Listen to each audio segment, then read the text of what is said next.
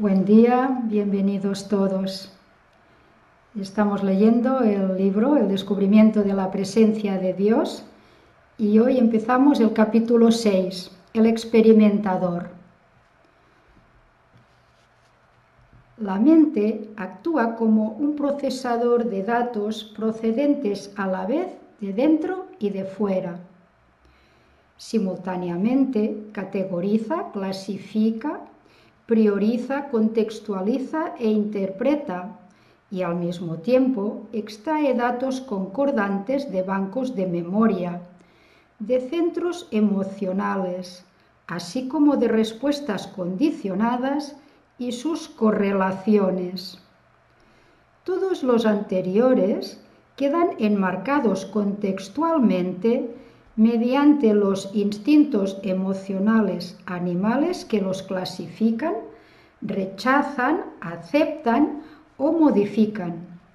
Además y simultáneamente, esta complejidad multinivel está sujeta a opiniones, a elecciones y a la voluntad. Las opciones y elecciones relacionadas con el significado y el valor general están bajo la influencia y el dominio del campo omni-incluyente de la conciencia, que dispone de niveles de poder variables en concordancia con los niveles de conciencia y en los que también influyen las propensiones kármicas. La mente evalúa simultáneamente grados de verdad relativa, de credibilidad de la información, de adecuación y de probabilidades de acción dentro de los límites sociales que son igualmente multinivel e incluyen principios morales, éticos, sociales y religiosos. De forma sorprendente, este sistema de procesamiento complejo e integrado opera en el plazo aproximado de una 10 milésima de segundo, durante la cual simultáneamente selecciona y procesa pensamientos, ideas e imágenes investidas de emoción y categoriza estimaciones de importancia. Por lo tanto, la mente es como una unidad de procesamiento infinitamente compleja que maneja datos internos y externos. Parte de la información se percibe y almacena en bancos de memoria, pero también se procesan inconscientemente todos los datos almacenados en el inconsciente. Este dispositivo de procesamiento y filtrado produce el retraso de una 10 milésima de segundo y actúa como una separación entre el yo y el ser realidad. Esta pantalla de procesamiento representa al experimentador en acción. Trascender al experimentador. Entre el fenómeno y la experiencia del mismo se produce un retraso de una 10 milésima de segundo. Así, lo que le llega al yo es como el contenido de una cinta que está siendo reproducida en una grabadora, que procesa la información durante ese milisegundo que separa la recepción de la reproducción. Aquí lo importante es darse cuenta de que el yo solo recibe material procesado y no el original. Además, a continuación, este material procesado interactúa con la respuesta automática del yo personal a los datos retocados. Aunque el procesador ego-mente realiza de un modo simultáneo una multitud de funciones increíblemente compleja sin esfuerzo aparente, se produce una pérdida entre lo que entra y lo que sale. Lo que se pierde es la calidad de la pureza original y del brillo innato.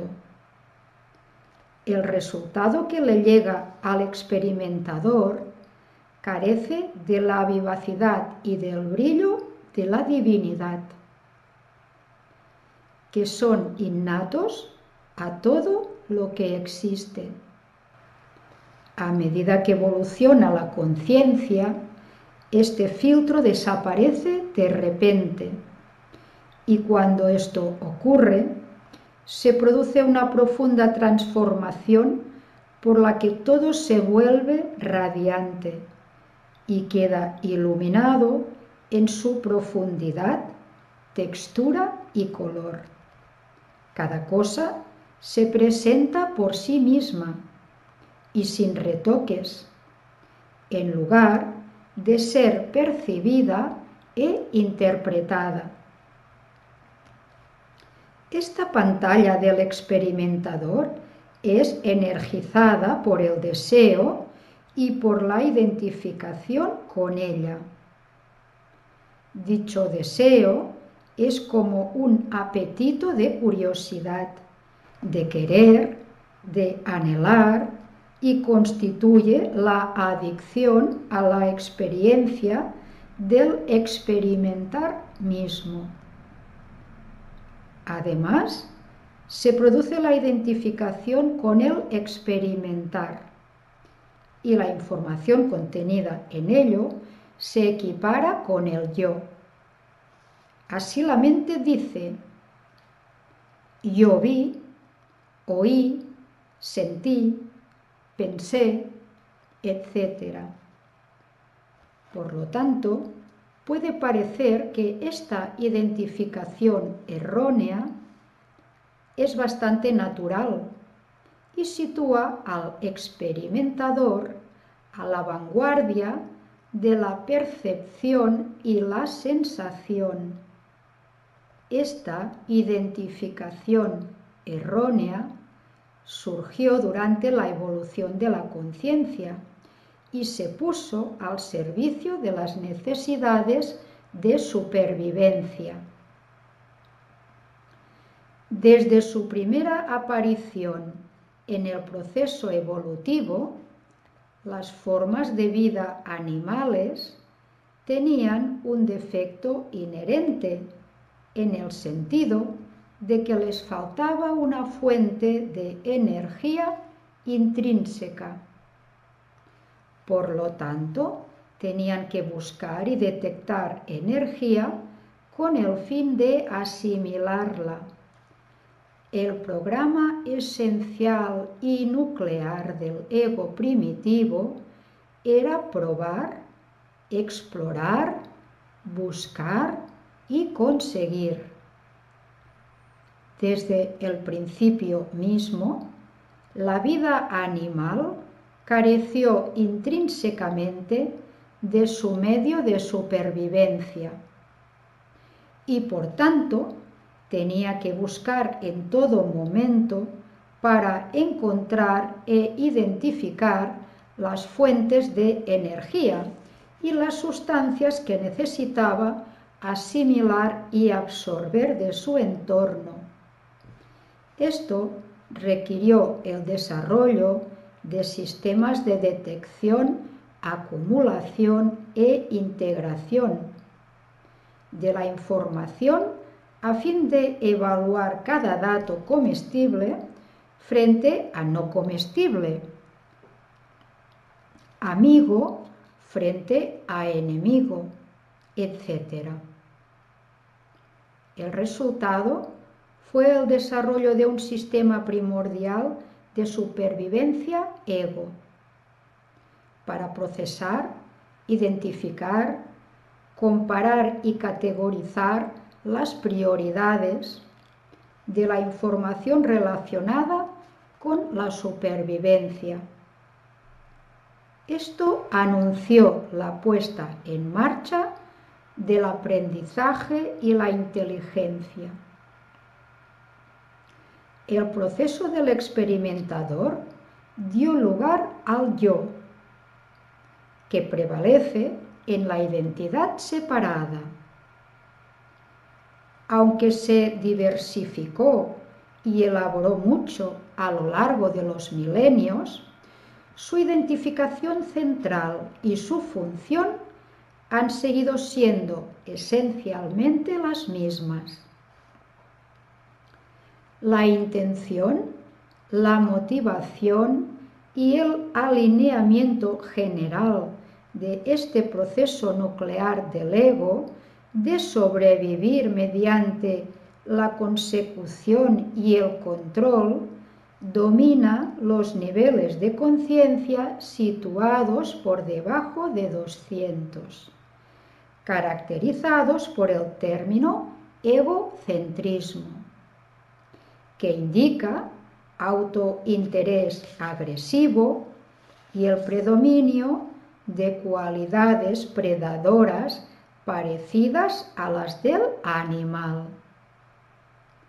Esto puede verse de manera patente en el psicópata, en quien estas características se expresan patológicamente, así como en las burdas demostraciones de los líderes mesiánicos narcisistas, que representan las primitivas limitaciones del desarrollo de la conciencia.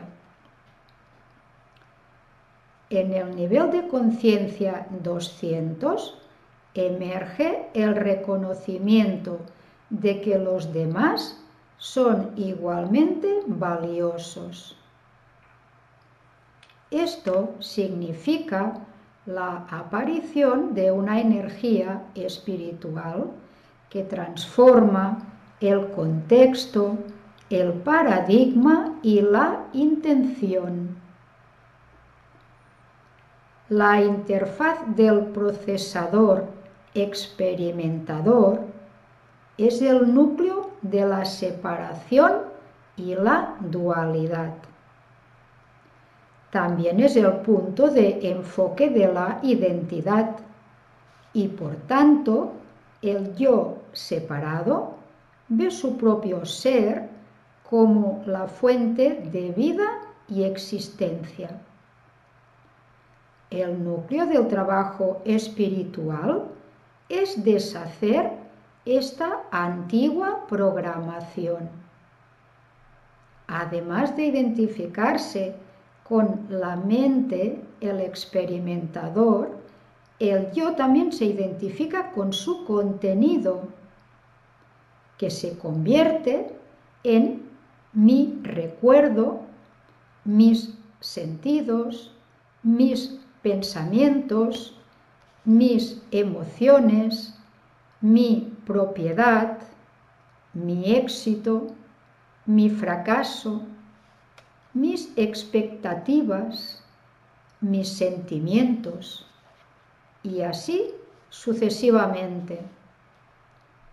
La identificación presume la propiedad y la autoría. Así el ego ve y cree que él es un agente causal personal y separado e infiere que es la fuente de su propia existencia.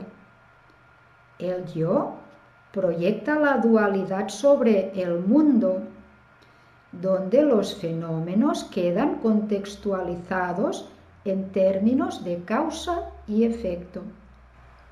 En la medida en que se presume que el yo es un agente causal, también es objeto de la culpa, del orgullo, del miedo y de todas las emociones.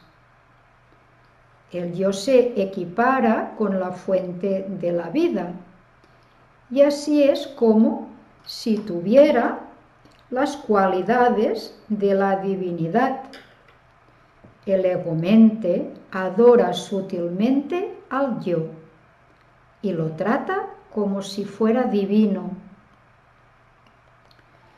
Como muestra la personalidad narcisista, el ego inflado demuestra abiertamente la famosa actitud del bebé rey, que está en el núcleo del ego humano. En nuestra sociedad, esto sale a la superficie en la personalidad narcisista, que espera que se preste atención a sus caprichos, deseos e inflada autoimportancia.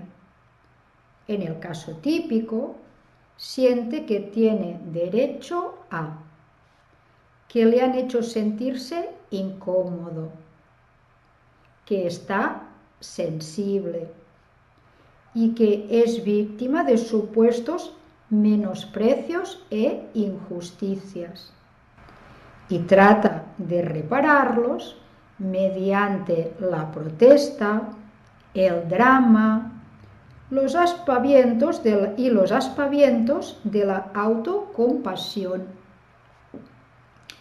En el proceso de desprogramar al experimentador del desarrollo evolutivo del ego, con su complejidad multifunción, puede verse por qué la evolución espiritual requiere tiempo y esfuerzo, conciencia y mucha motivación.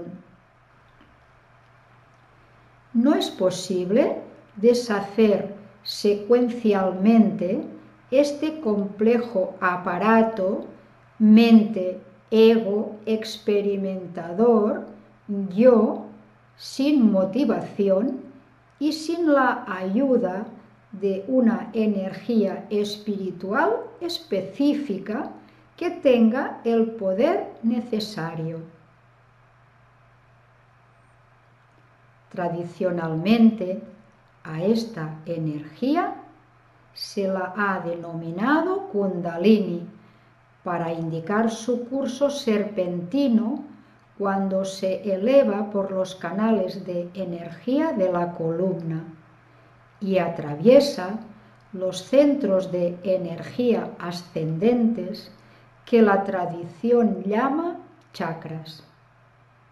Esta energía única y transformadora, que aparece en el nivel de conciencia 200, cambia la fisiología y la dinámica del cerebro, incluyendo la dominancia de los hemisferios. En consecuencia, también se produce un cambio en las hormonas y en los neurotransmisores cerebrales. Vemos el cuadro siguiente.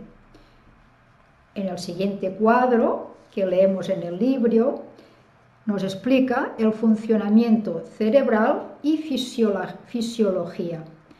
Leeremos las dos listas que tenemos debajo,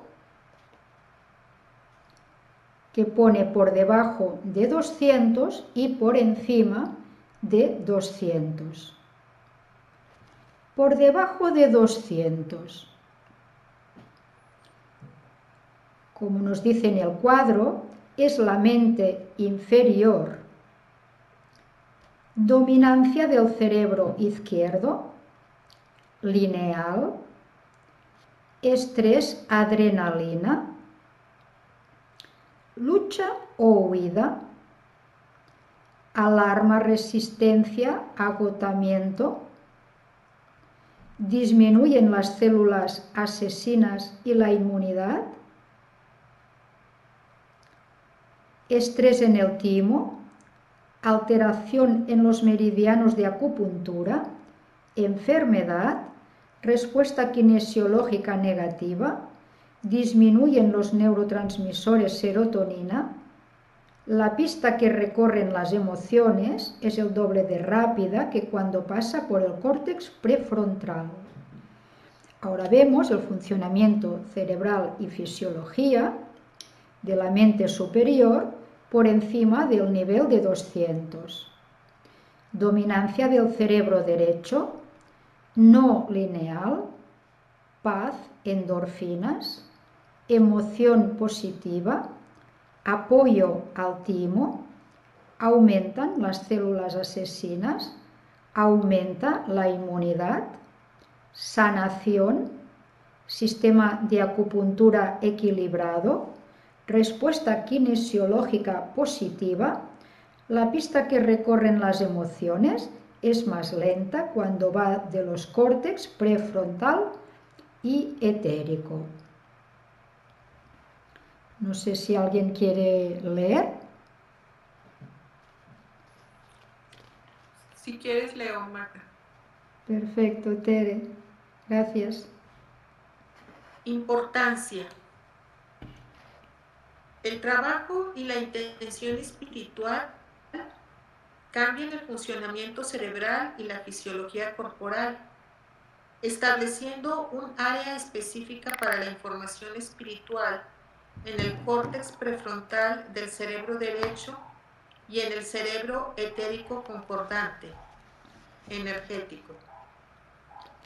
Es de interés que en la alteración de la química cerebral también influyen ciertos mecanismos facilitantes que se activan con la experiencia. Ciertos genes solo se expresan como resultado del estrés y otros solo se activan mediante experiencias favorables, demostrando así la influencia tanto de la naturaleza como de la crianza. Las experiencias positivas al comienzo de la vida, como la exposición a la música clásica, a la belleza, a la estética y una educación religiosa, también favorecen un cambio positivo en la fisiología cerebral, activando las propensiones genéticas y los patrones neuronales. Como se ha mencionado en trabajos anteriores, estas experiencias favorables al comienzo de la vida reducen la criminalidad aproximadamente en un 90%. El problema con el ego procesador y experimentador no reside únicamente en su composición, sino también en su dominancia, que solo se reduce mediante el influjo de la energía espiritual.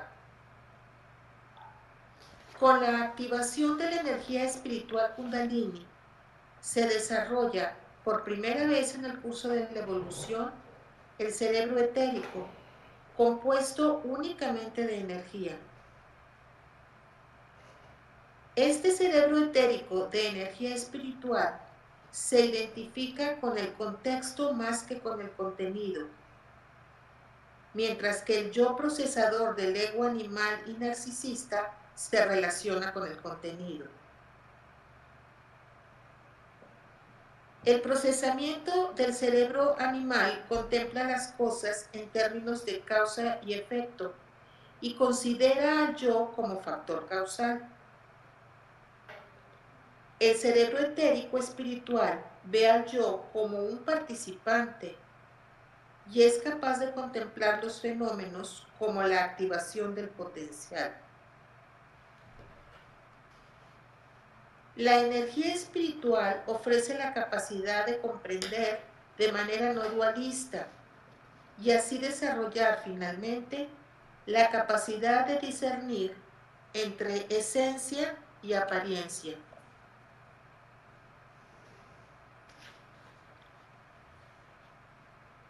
Pregunta: ¿el buscador espiritual de nuestros días cuenta con la ventaja de tener información que no estaba disponible en el pasado? Por otra parte, también parece que ahora hay más datos que asimilar. ¿Es necesario comprenderlo todo? Respuesta: no. La información se ofrece principalmente en nombre de la utilidad, para facilitar el éxito en un viaje que tradicionalmente se ha descrito como muy difícil. Con la adición de nueva información y el avance general de la conciencia, la probabilidad de alcanzar estados avanzados de conciencia es 1000 veces mayor que antes. Incluso decidir dedicarse a tal misión ya es signo de una importante evolución espiritual. El propósito de ofrecer una gran cantidad de datos útiles es proveer los medios para corroborar la verdad de la información. Así, estos datos proporcionan un baluarte contra la interpretación errónea, que históricamente ha sido el destino de la verdad espiritual. Pregunta: ¿por qué la verdad misma, y especialmente la verdad espiritual, está tan sujeta a la distorsión y a la interpretación errónea?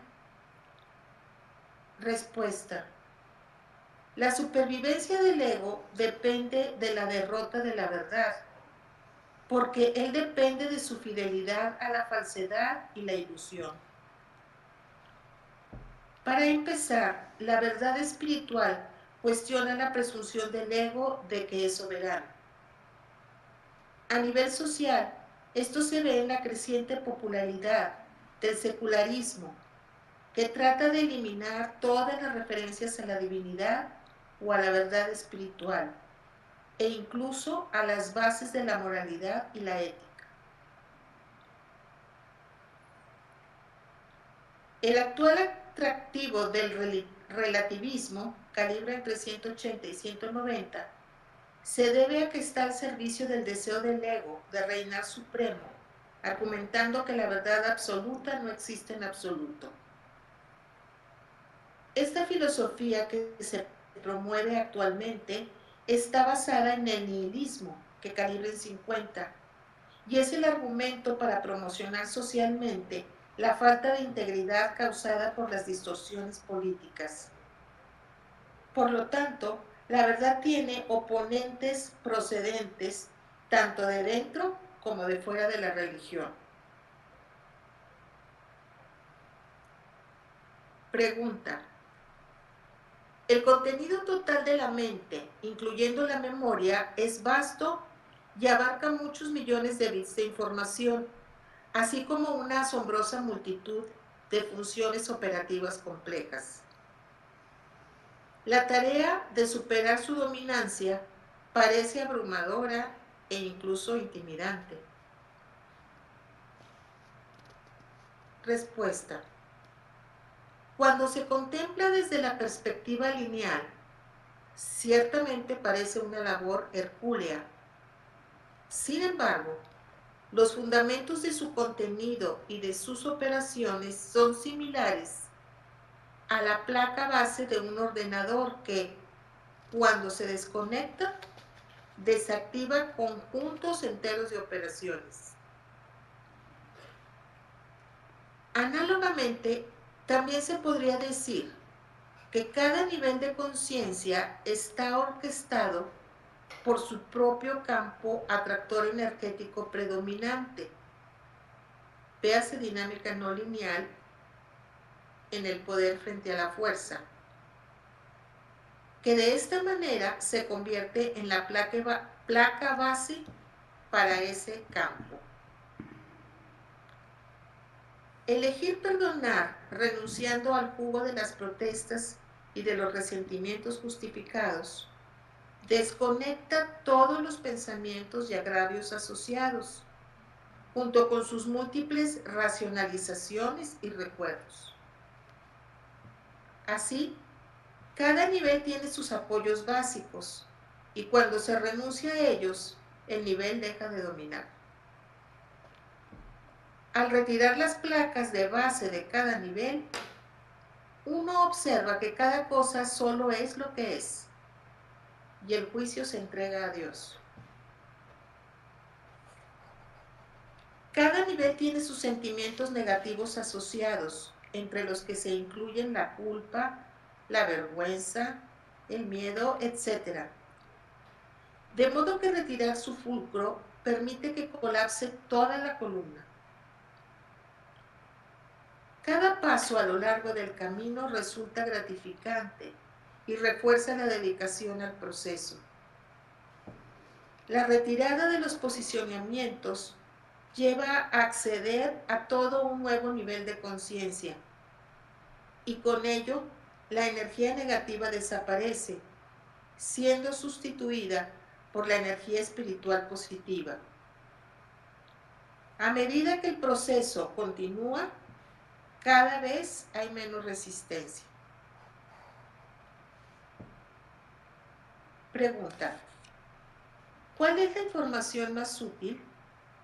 ¿Hay alguna comprensión que sea clave? Respuesta: la resistencia desaparece cuando hay una comprensión clara de que aquello a lo que se renuncia no tiene valor intrínseco y solo imaginamos que es valioso por el jugo o la gratificación que el ego extrae de esa posición. El principio de buena disposición o buena voluntad solo tiene que aplicarse a la gratificación del ego y no al objeto o la condición deseados. Uno puede plantearse la pregunta: ¿merece la pena renunciar a esto por Dios? Por tanto, el posicionamiento del ego tiene un precio, y es aquí a donde debería dirigirse la buena voluntad. Cada posicionamiento se basa en la suposición de que su realización aportará felicidad. Así, en realidad lo único que se valora es esa ilusión de que producirá felicidad. Esto refuerza la importancia de tener en mente la sentencia de Sócrates que dice: todos los hombres solo eligen lo que perciben como bueno. Simplemente no saben qué es lo realmente bueno. A través de la investigación de la conciencia, se hace evidente que la felicidad está asociada con un único factor: el nivel de conciencia.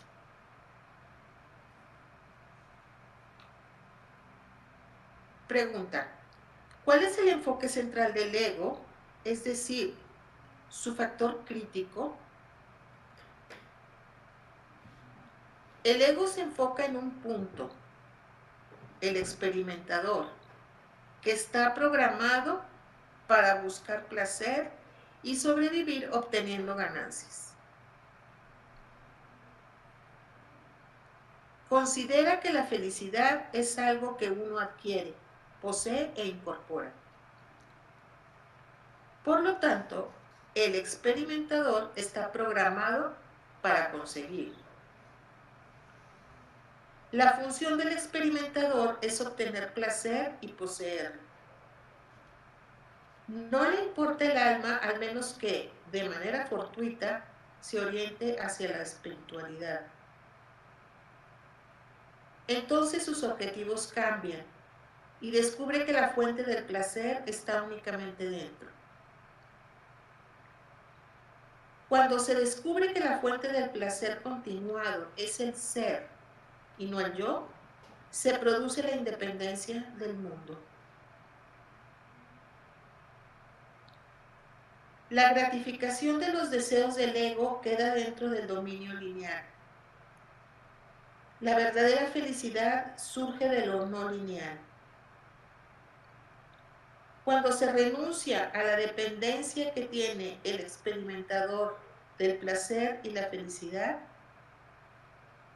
uno descubre que la fuente de la felicidad es la propia existencia y la realización del ser es la felicidad misma.